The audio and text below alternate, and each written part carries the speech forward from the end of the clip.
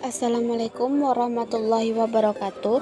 Baiklah, kami dari kelompok 11 Bimbingan dan Konseling akan mempresentasikan hasil diskusi kami yang berjudul Posisi dan Kedudukan BK dalam Kurikulum 2013. Sebelumnya, saya akan memperkenalkan nama kelompok.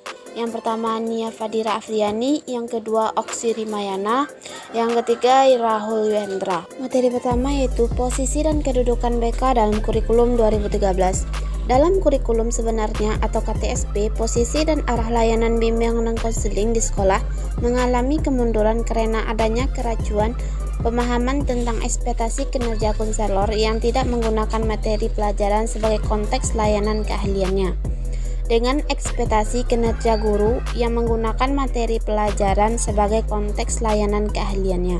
Ekspektasi kinerja konselor tidak menggunakan materi pelajaran dalam konteks layanan keahliannya atau bimbingan dan konseli, melainkan menggunakan proses pengenalan diri konseli atau peserta didik dengan memperhadapkan kekuatan dan kelemahannya dengan peluang dan tantangan yang terdapat dalam lingkungannya, untuk menumbuh kembangkan kemandirian dalam mengambil berbagai keputusan penting dalam perjalanan hidupnya, sehingga mampu memilih, meraih, serta mempertahankan karir atau kemajuan hidup untuk mencapai hidup yang efektif, produktif, dan kesejahteraan dalam konteks kemaslahatan umum.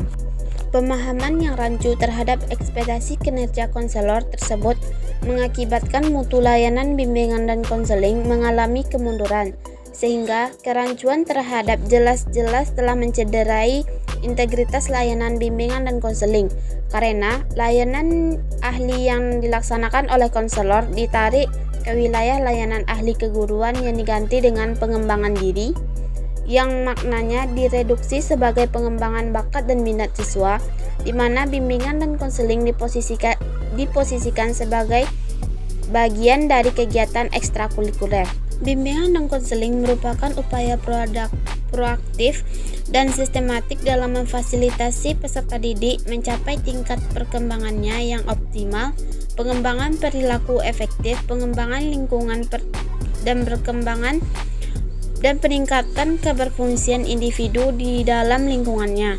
Semua perubahan perilaku tersebut merupakan proses perkembangannya, yakni proses interaksi antara individu dengan lingkungan, perkembangan melalui interaksi yang sehat dan produktif.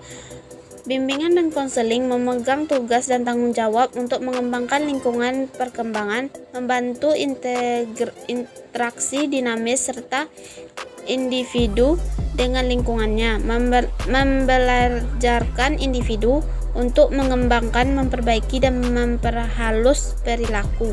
Pada kurikulum 2013, bimbingan dan konseling merupakan bagian integral dalam pendidikan yang memposisikan kemampuan peserta didik untuk mengeksplorasi, memilih, berusaha meraih, dan mempertahankan karir yang ditumbuh kembangkan secara komplementer oleh guru